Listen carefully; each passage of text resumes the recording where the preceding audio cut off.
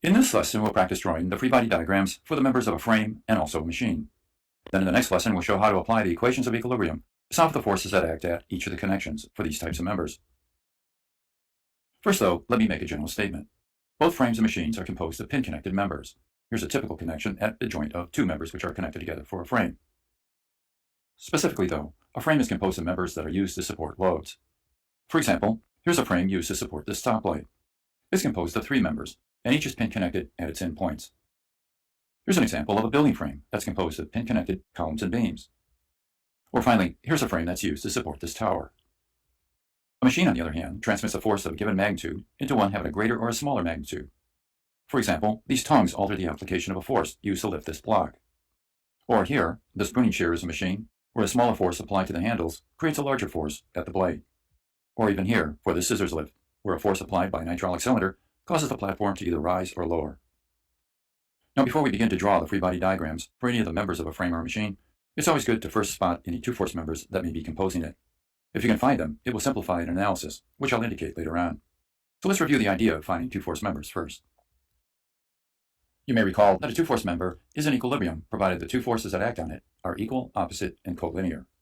When that's the case, these three equations of equilibrium will automatically be satisfied. You can certainly see that up here. The force F of A is equal, opposite, and collinear to the force at B. Therefore, summation of forces in the x direction is satisfied. Summing forces in the y direction is trivial because there's no forces acting vertically on the member. And finally, taking moments at point A means the moment of this force around A and the moment of this one around A sum to zero. So the member's in equilibrium.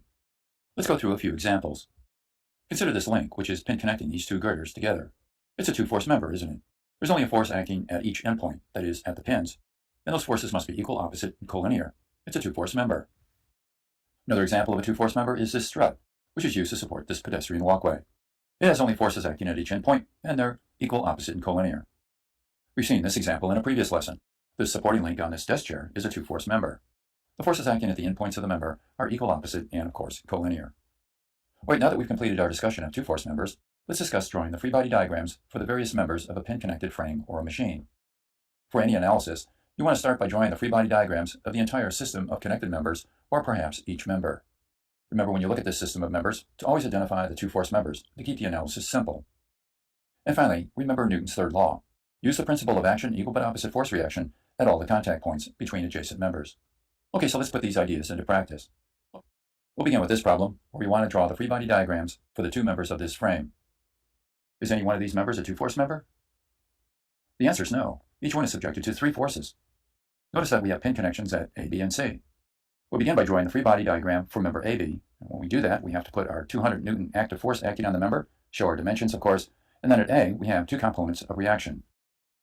I'll assume they go this way, although if I'm wrong in my directions, I simply will get a negative answer when I solve my equations of equilibrium, indicating that the arrow goes the opposite way. At B, I'll assume the forces go in this direction. This, of course, is B sub x, and here's B sub y. Our free body diagram of the member is now complete. Going to member BC, we have the following: action and reaction. Be very careful to always remember that. By and, of course, Bx. And finally, at C, we have two components, Cy and, of course, Cx. This completes our free body diagram for both members. And I did say previously that we had three forces acting on each member, and that's indeed the case. You see, you have a resultant force here. That's one force. Here's the second one coming from B, and of course our force of 200 here. And the same idea back in here. Anyway, let me show you a subtle point before I move on. I'd like to look at the pin that connects members BA and BC together. Realize that I removed it. There's a hole here, of course, and the forces that you see here are actually the force of the pin, this pin, acting on the member right here at the hole. The same thing happens back here. So if I were to draw the free body diagram for the pin, I'd have to show the action-reaction of the forces of the pin on the member to the member on the pin. And so this would become By here. And this, of course, is Bx. The same thing happens when we look at the hole here. This is the effect of the pin on the member, and now the effect of the member on the pin, and it goes this way. And this has to be equal to Bx, doesn't it? If it wasn't, equilibrium would not be maintained in the horizontal direction, and this has to equal By. So the point is, we have a situation of equilibrium defined on the pin, and here we have the action-reaction of that equilibrium on the member, and the same thing for this case. And so whenever you draw a free body diagram for a member and you make the arrows go this way, and then you make them go equal and opposite on the other member, actually what you're doing is you're passing the ideas through the pin and then back up to the member. If you really think about it in a complete sense, you should always kind of keep that idea in mind when you look at a case like this. And finally, not to belabor this point, but here's another idea that you should kind of be aware of. Let's say that I took the pin and I put it back in the hole here. Had I done that, then this force and this one would cancel this one and this one, because they would be internal. After all, this is the effect of the pin on the member, as I said, and here's the effect of the member on the pin. But that, of course, would be internal once I put the pin back in here. If that was the case, then the only forces exerted would be these two right here, and they would represent the effect of this member on the pin, which is really in the hole here. And so if you think of it that way, then these forces are actually representing the effect of this member acting on the remaining part of the pin that you see exposed right here. And this, of course, is the effect of that pin acting on the member over here. But anyway, try to fully understand the nature of each of the forces and how they actually get created. Finally, before we leave this problem, let's draw the free body diagram of the two members connected together. In other words, a free body diagram for the entire frame. If we do that, we don't have to worry about the interaction.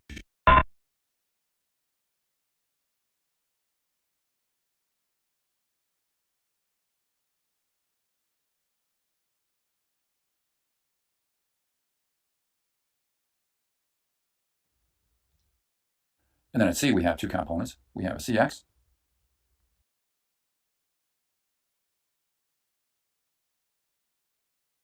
and then at C, we have two components. We have a CX and our CY. All the dimensions and the other forces are shown on our diagram, and therefore, since everything is labeled, our free body diagram is complete. Let's end our lesson with this problem. We want to draw the free body diagrams of the two members of this frame, along with the 300 Newton weight, the pulley, and the pin at C. Are any one of these two members a two-force member? Actually, both of them are, aren't they? Because after all, they're pin connected at each of their endpoints, and there's no other load acting on them except at their ends. We'll begin by drawing the free body diagram of member DC. On it we have two forces, and we'll refer to this unknown force as T, equal and opposite and collinear. Now we'll look at member AC. How does the force go at each end now? Along this line, correct? I'll refer to this force as the force F. Remember that it's a resultant force. Down here, of course, it's the resultant of AX plus AY, added together vectorially, of course. We also have our slope defined, and that comes from the problem. This is 4, 3, and 5. Free body diagram is not complete for the members. Let's look at the 300 Newton weight. The weight's downward. And apart from this force acting on the cylinder, we also have the effect of the cable in the cylinder. It goes up. And for equilibrium, it must be 300 newtons. This free body is complete. Now let's draw the free body diagram for the pulley. On it, we have the effect of the cable acting down on the pulley here. Action, reaction.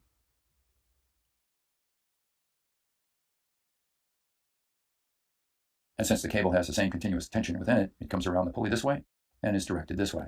So this has to be 300 newtons. After all, if it wasn't, the pulley would rotate, wouldn't it? We'd want to avoid that. Now we have the two pin reactions acting on the pulley. And for equilibrium, each of these must be equal to 300 newtons. Here and also here.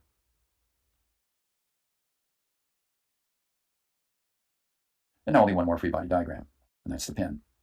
On it, there's actually three interactions, isn't there? The two members, and of course, the pulley. So on the free body diagram, considering first the member DC, that force will act this way to the left. After all, we have the effect of the pin on the member, and here's the effect of the member on the pin. Now the effect of the pulley on the pin. We have two components. This one going to the right, of course, is the effect of the pin on the pulley, and here's the effect of the pulley on the pin, and that's 300 newtons. And the one going down, of course, is also 300 newtons. Finally, we have the effect of member AC on the pin, and that has to go up this way. You have action, the effect of the pin on the member, and reaction, the effect of the member on the pin. That force is F, and we have to define its direction to complete our free body. This is 4, 3, and of course 5. If I sum forces in the vertical direction, I'll be able to get the force F. Knowing it, and summing in the horizontal direction will give us our value for T. So in a case where a pin is subjected to 3 different interactions, it's good to be able to draw its free body diagram and use that as a method of analysis to find some of the unknowns in the problem. But if the pin is only subjected to 2 interactions, as we've seen earlier, where there was a BX and a BY only on the pin, it's sort of trivial to draw its free body diagram and consider the equilibrium of it. So keep it in mind that when you have a pin with 3 interactions, to always consider drawing its free body diagram to analyze the problem. Now we'll end the lesson.